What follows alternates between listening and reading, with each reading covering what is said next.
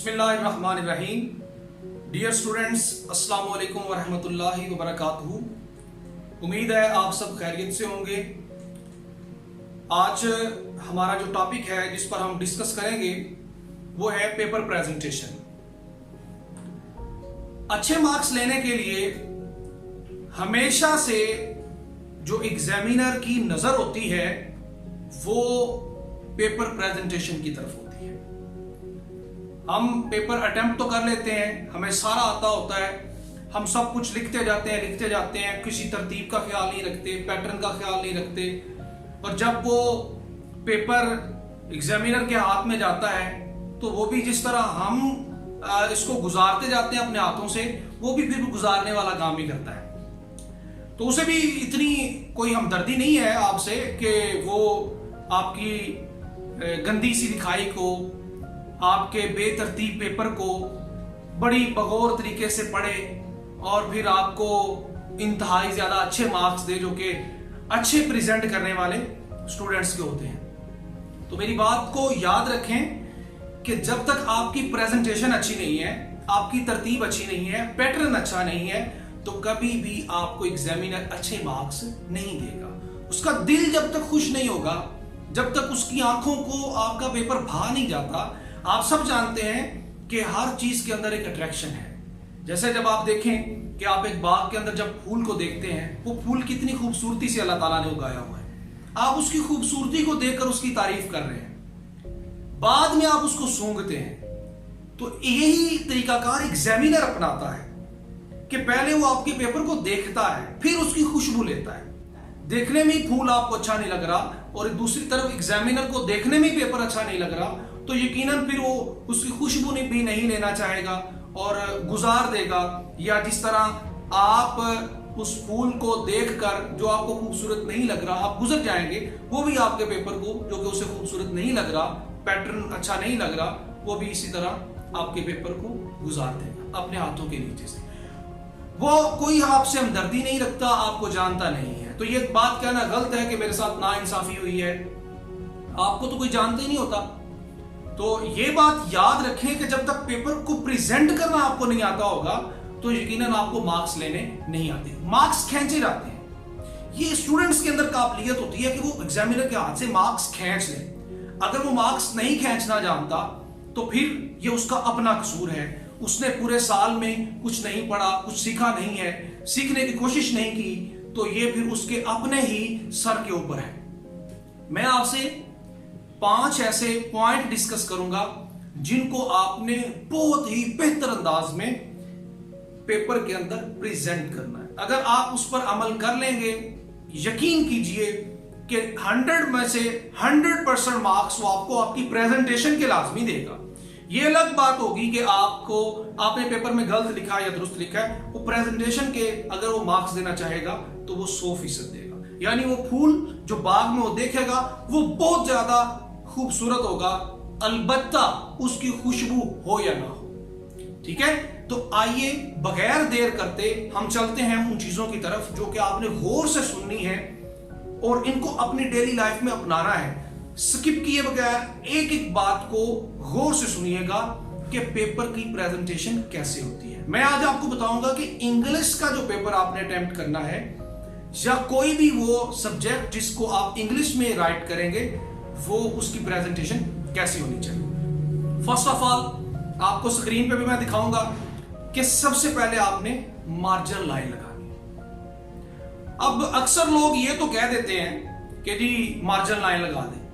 बात यह है कि मार्जिन लाइन आपने किस तरह लगानी है, ये असल प्रेजेंटेशन है। मार्जिन लाइन लगाने का जो तरीकाकार है वो ये है कि पहले आप दोनों साइड से बराबर स्पेस अंदाजे से रख लें। इतना अंदाजा तो होता ही है, अंदाजे से स्पेस रखें। ब्लू मार्कर से आप लाइन लगाएं जैसा कि आपको नजर आ रही है।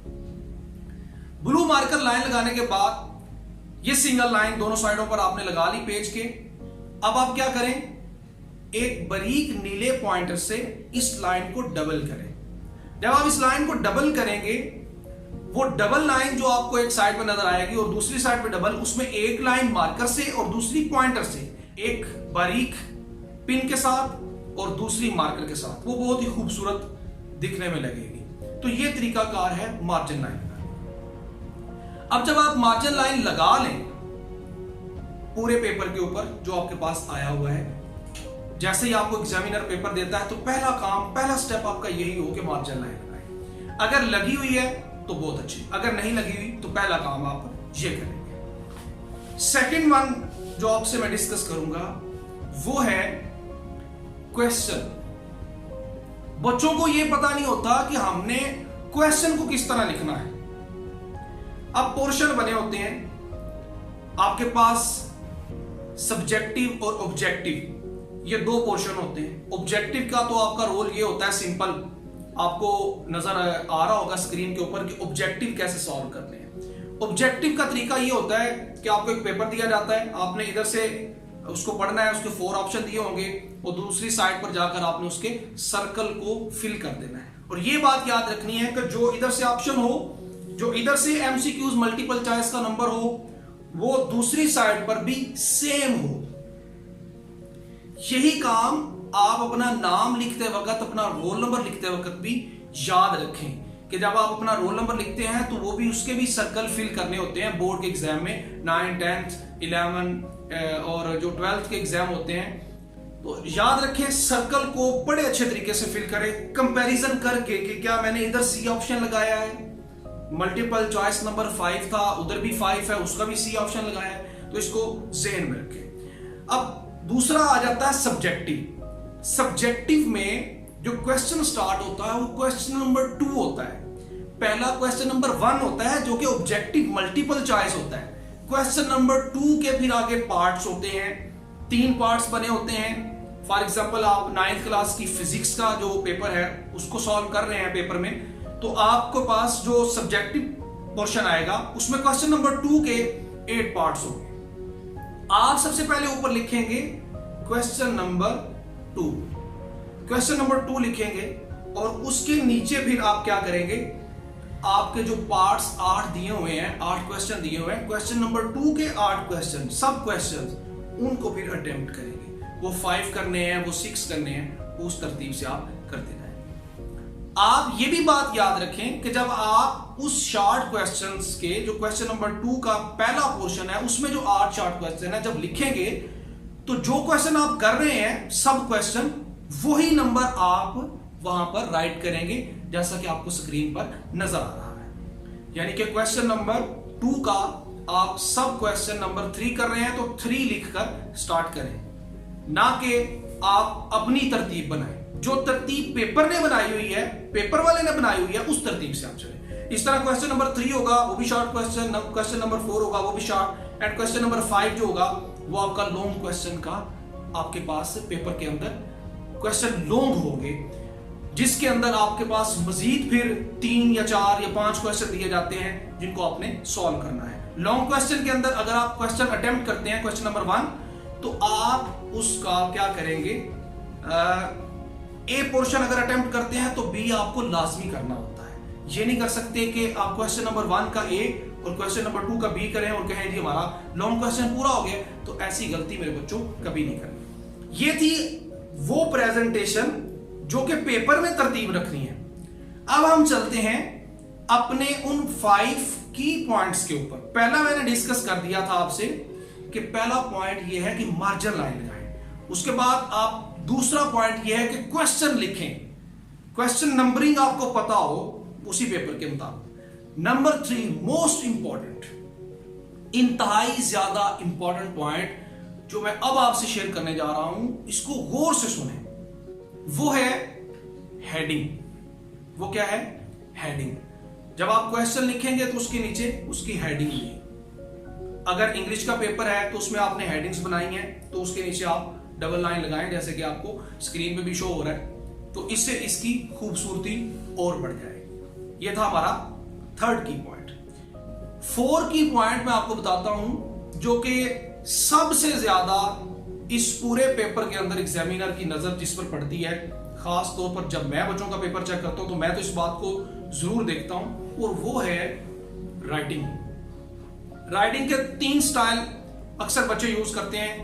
नंबर 1 वो यूज करते हैं ज्वाइंट राइटिंग। अगर आप ज्वाइंट राइटिंग यूज कर रहे हैं, आपकी बहुत अच्छी राइटिंग है, तो सो गुड। ज्वाइंट राइटिंग में आपने एक बात का खास ख्याल रखना है, और वो है height of the spelling, height of the words, height of the line, height of the sentence, वो आपके पास क्या होनी चाहिए, बिल्कुल बराबर होनी चाहिए।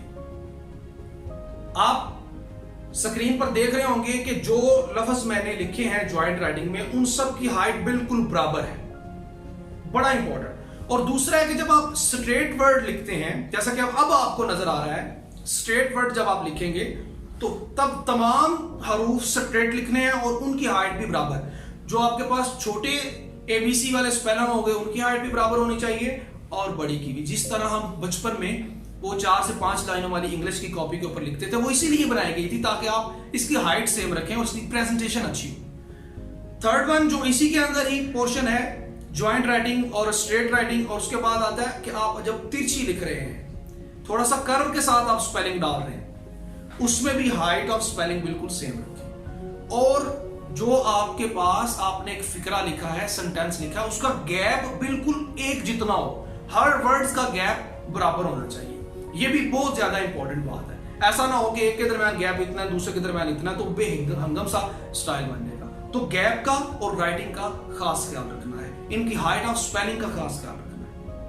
4-1 जो आपसे डिस्कस करूंगा, पॉइंट नंबर 4, वो है do not cross margin line. बच्चे क्या करते हैं, लिखते जा रहे हैं, हर चीज प्रॉपर कर रहे हैं जो मैंने आपको बता रही है, और आखिर में मार्जिन लाइन को क्रॉस कर देते हैं। मार्जिन लाइन को क्रॉस ना करें। फिर सवाल ये करते हैं, सर अगर हम मार्जिन लाइन को क्रॉस ना करें तो फिर क्या करें? अगर आप मार्जिन लाइन को क्रॉस करते हैं तो प्रेजेंटेशन खराब हो जाती है। अगर वहां पर वर्ड बड़ा आ गया है तो आप क्या करें, उसको लिखें। लिखने के बाद मार्जिन लाइन के पास एक छोटी सी डैश डालें जो कि आपको शो हो रही है, उसके बाद बकिया हिस्सा उसका नेक्स्ट रो के ऊपर लिखें। बार बार ऐसी प्रैक्टिस करने से जब आप टेस्ट सेशन से गुजर रहे हो तो आपकी ऑटोमेटिकली लिखाई ऐसी हो जाएगी जैसे कि एक प्रिंटिंग पेज होता है। आप अक्सर अपनी बुक को देखें, वहां पर तो बिल्कुल कोई भी किसी भी किस्म का आपको नजर नहीं आएगा, तमाम मार्जिन लाइन के अंदर लिखा होता है। तो वहां एक ऐसे पॉसिबल है, तो वहां पॉसिबल ऐसी है कि तमाम वर्ड्स के दरमियान गैप बराबर हो और आप मार्जिन लाइन को कभी भी क्रॉस नहीं कर पाएंगे। ये था इंपॉर्टेंट बात। अब इसी के अंदर जब आप एक पैरा लिखते हैं तो याद रखें कि वो टू द पॉइंट होना चाहिए, खास करके साइंस सब्जेक्ट के अंदर। साइंस सब्जेक्ट में जब आप टू द पॉइंट आंसर लिखते हैं तो एग्जामिनर उससे उकताता नहीं है। डायग्राम बनाए, उसकी डायग्राम बनाने के बाद अगर वो साइंटिफिकली कोई क्वेश्चन है या इंग्लिश लिटरेचर का कोई क्वेश्चन है, उसे टू द पॉइंट लिखें। जितने मार्क्स का वो क्वेश्चन है, ये प्रेजेंटेशन का ये हिस्सा है कि जितने मार्क्स का वो क्वेश्चन हो उतनी उसकी लेंथ हो, ताकि एग्जामिनर उकता ना जाए, बोर ना हो जाए। वो ये ना कहे कि इसने पता नहीं क्या क्या लिखा हुआ, अपनी तरफ से लिखा, चाहे आपने सही भी लिखा होगा, क्योंकि उसने तो अपनी लेंथ चेक करनी है। जब वो अपनी लेंथ चेक करेगा, आप उससे ज्यादा एक्सीड कर रहे हैं तो वो आपको मार्क्स नहीं देगा, उसका टाइम वेस्ट होता है। हर किसी के पास टाइम जो है वो शॉर्ट है, हर कोई अपना मैक्सिमम टाइम जोन कवर करना चाहता है। तो आप कभी भी ये गलती ना करें, ज्यादा लंबे लंबे शॉर्ट क्वेश्चन लिखने से गुरेज करें, टू द पॉइंट आंसर दें। अगर डायग्राम उसमें बन सकती है बनाएं और नेक्स्ट क्वेश्चन पे चले जाएं। लास्ट में जो हमारा पॉइंट है वो है पॉइंट नंबर 5, जो कि हर बच्चा इस बात को गौर सुने, वो है एंड लाइन। हम एंड लाइन को बड़े डिजाइन से बनाते हैं और ये वक्त का ज़िया है। आई थिंक वो इतना आना चाहिए, स्केल लें, उसको रखें जैसे आपको नजर आ रही है और एक स्ट्रेट लाइन लगा दें, दैट्स इनफ। आपको यहाँ कोई नहीं पूछने वाला कि यार आपने इसके ऊपर कोई फूल क्यों नहीं बनाए, इसके ऊपर आपने ये क्यों नहीं किया। तो आप उसको स्ट्रेट लाइन बनाएं, जितना कम वक्त में आप उसको लगा सकते हैं लगा कर एंड करें। और जब आप एंड लाइन लगाते हैं तो अक्सर बच्चे ये गलती करते हैं, जैसे मैं आपको स्क्रीन पर दिखा रहा हूं कि हम एक लाइन छोड़कर एंड लाइन लगाते हैं, फिर लाइन छोड़कर नेक्स्ट क्वेश्चन स्टार्ट करते हैं। तो ये गलत है। जहां क्वेश्चन खत्म हो गया उसके बाद फौरन आप क्या करें, एंड लाइन लगाएं, उससे नेक्स्ट लाइन से आप अपना क्वेश्चन स्टार्ट कर दें। ये था वो 5 की पॉइंट। अगर आप इन 5 की पॉइंट्स पर अमल कर लेते हैं, जो बातें मैंने बताई हैं, इनको बार बार सुने, तो यकीनन प्रेजेंटेशन में आप 100% होंगे। एग्जामिनर का दिल खुश हो जाएगा, वो आपका पेपर चेक करने में आसानी महसूस करेगा। तो जब आप किसी के लिए आसानी पैदा करेंगे तो यकीनन आपके लिए आसानियां होंगी। तैयारी करने के बाद इस प्रेजेंटेशन को अपनाएं। अल्लाह ताला आपको कामयाबी और कामरानी अता करे। नेक्स्ट इंशाल्लाह एक मजीद सबक आमोज टॉपिक के साथ आपके पास हाजिर होंगे। इजाजत दीजिए। अस्सलाम वालेकुम व रहमतुल्लाहि व बरकातहू।